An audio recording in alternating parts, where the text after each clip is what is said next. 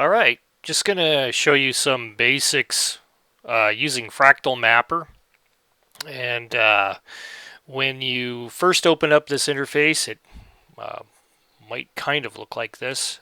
Um, I've got this at a it saves the last way that you had set up the map. So you press this icon here and it brings up your map setup, so you can go ahead and designate, miles, feet, kilometers, meters, whatever you want.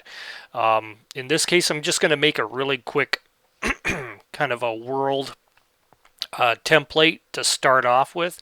This could be really fast. You can put in a background image if you want to work off of all drawing that you had created already. So that's a cool feature. But right now, I just made the background color gray. You can select any color you want.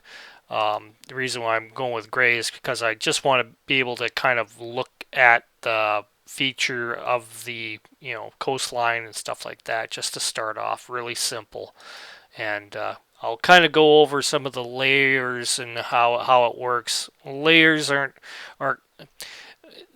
these are kind of like little groupings in here that you can put stuff into. When I start off, I usually keep it on the general layer here, as you can see indicated up here. And then I move everything from the general layer that I'm creating onto a geographic layer or water or whatever layer. I move them all in there. Layers work kind of like, well, your objects are like a stack of cards. So you have none of your objects actually share a single layer, so to speak, except for when they're grouped into these sort of grouping layers. I guess to kind of show you is like something really quick here. I'll go ahead and use the Fractal Polygon tool here and do out some really quick kind of shapes just to give you an idea of how to create something really fast without really much thought to it. Alright, so you can see that all of these have lines around them. You can change the line style to just being all white, so a clear style. So I'm going to select everything here, grab it all, and go make them clear. So now we've got the lines are gone, and we've just got the white shape. So I'll go back to selecting single entities here. So I'm going to arrange these so that I've got like some sort of a world. Will we connect them? Will we not connect them? I don't know. Whatever you feel like. I'm just doing something really quick and simple. Not going to put too much thought into it. We'll make it two separate. Let's go with I don't know. Go like that. We can swap them around. See if we can kind of find something that's kind of interesting. You can always just erase them, start all over again. Put an inner C in there. I'll go with, we'll make it two separate continents. There we go. Let's go ahead and we'll move this group over, grab them. And now, to kind of show you how the layers work, I'm going to go ahead and make a bunch of circles here. I'm going to make this circle, and this circle. You can see that I laid them out 1, 2, 3. Let's go ahead and change the properties of each of these. I'm going to turn this one into a red, this one into a green, and this one into a purple. Now you can see by the way that I've laid these out, the first one, second one, third one, you see that they stack like a deck of cards. Now you can never get this purple one to go on the same layer as the red one. It's either going to be under it or over it, and that's the way it goes with all of these, entities that I've put on the on my map here. This goes with everything. Even if you group all of this and stick it into a layer, or if you go ahead and grab all of these items and group them all together and then and attempt to make them one entity, they won't be one entity. They will remain separate, although grouped. Or you can also do the where you take an object and you try to, say, take this one here and meld it to this object here to make them kind of like one object. You can do that, but they still can be separated later on, pulled apart, and they are essentially two different objects acting upon each other as if they were one, but they are still layered together, one on top of the other. So you come to a few choices here on how you want to layer your stuff. You can switch the layers. I'll show you how to do that real quick here. Take this red one. We can go ahead and move it to the front if we want, or send it to the back. Or we can use the shortcuts and Control F and Control B to move it back and forth. I'm going to do that. I'm going to Control forward on this so you can see it comes forwards, and then Control B and it goes back. So there you go. It stacks like a deck of cards all together. You know that one's going to overlap the other no matter what. Sorry about my throat. It's a little bit dusty around here with the weather, allergy seasons. So, but there you go. That's kind of just delete these. Kind of the gist. Easily, quickly set up something here. Now you can zoom in to quite the detail here. I suggest if you do this, mocking up a world, with continents and stuff like that, I would stay at the one level as you do it, the zoom level, and mark out all your territories and stuff.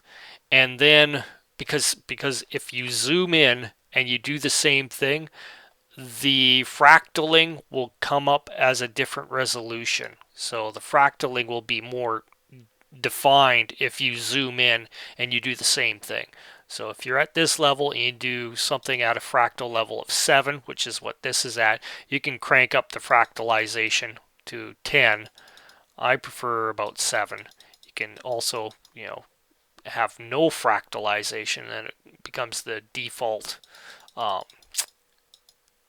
shape that you had originally made with your and I'm using a mouse, by the way, just a mouse, just to show you how quickly this works. I don't have any snapping on. You do have snapping, snap to square grids. You can go ahead and enable a grid if you want. Right now I have no grid. I usually have it at a grid width of 5 for 5 feet for battle maps and that sort of thing.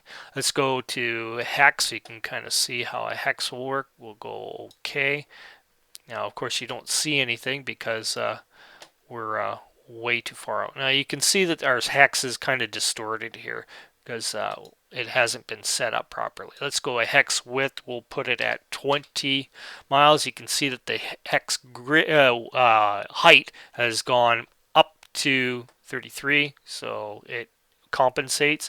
You go OK. So now your hexes are a little bit more, normal. So see how that works. This is at each hex at 20 miles because my map's in miles right now. And yeah, fairly easy to work with, just to make something quickly. Now you can go ahead and grab all of these and change the properties, like from a solid fill. You can change that to a battle map fill if you want to go with strange looking colors or different kinds of types of fills. We can go like that and apply that. So now it's kind of like a tan sort of color. You can scale the way that the pattern goes in here and apply that. So now it'll be a little bit more of a detailed pattern to it here. Let's go in and zoom in here for a second so you can kind of see it a little bit better. Now I can go ahead and bring the brightness down so it's darker. There you can see a little bit more detail. Let's go ahead and bring the scale down. See, now we got kind of like a more spots everywhere here. We can bring it right down to you can actually see the pattern, repeating itself here. So we'll just go like that. Now you can go ahead and like adjust the brightness and all that stuff. Now just doing the fill style is one thing. If you start doing bevels and that sort of thing, it goes ahead and converts this fractal vector shape into a bitmap, which might not necessarily be good for you right away, because it will go ahead and I'll kind of show you here what it will do. We'll zoom in so you can kind of see. We go ahead and give it a bevel. Let's just go ahead and give it a frame with a small width here. We'll go apply. And you can see what it does is it turns it into a bitmap, which causes this stippling that occurs on the edge. Let me just zoom back a bit here so you can see. Also, wherever there's one overlapping the other, you can see that it causes the effect to occur on separate objects because they aren't put together all together. Put on the as a similar object. So let's undo that. There we go. Nice quick undo button up here. You got tons of tools here to work with. Symbols, buildings, that sort of thing. You can make your own custom tools by editing the code. There's a really kind of a simple kind of, I guess it's Lua code that it uses. So you can take a look at how Ed has created his code for each of these inside, and go ahead and modify it and kind of look at the way he's built it and build your own code to create different cool things. So you can make your own, random, items and stuff, or stylized like a river, like he's got a particular setup for the rivers and that sort of thing. So it's cool that way. So with this just being basic, just to show you how quickly it is to mock up a quick world, like you can even go back in here and change some of the things, like for example, let's go ahead and make it look more like water in the background. Say okay, there we go. There, it starts to look more like a fantasy map world, I guess. There you go. And like what I do, once I've got everything set up, I grab everything and I want to change it, put it to like the geographic level, so I can right click and say change layer. There's also the object in here, changes layer. There's a whole bunch of little different options in there, but I usually just right click on the object and I switch it to there. I go in here and I turn off most of these so that I make them unselectable. So once I've done something on the general layer, keep that one selectable. Now I can select around here and I won't accidentally grab my landmass and move it around. So it's locked in place for right now. So that's how I use the layers. So when I go ahead and create little water bodies and that sort of thing, I'll stick them on this water layer. Once I've created them on the general layer, then I grab them all and I do the same thing. I right click and tell it to go onto the water layer. So that's my basic workflow for this. Now you can do dungeons in this too, but I'll show you this in another video, and you can do some cool stuff with that. I usually take Fractal Mapper, work on stuff basically for a map, and then I go ahead and shove it through like Photoshop or Open Canvas when I work on things, and then I add like blood and colors and that sort of um, stuff with the layers and that sort of thing, and use special effects in there. I'd rather use the special effects in Photoshop than in here, because then I can kind of keep the nice flow of the vector lines in this program. When I export it into a bitmap or a PNG file, you have those options. Also, you can make your own symbols. I do that. I'll show you how to do that as well later on. But here's the basics. Hope you stick around for the next video. Thanks. Bye.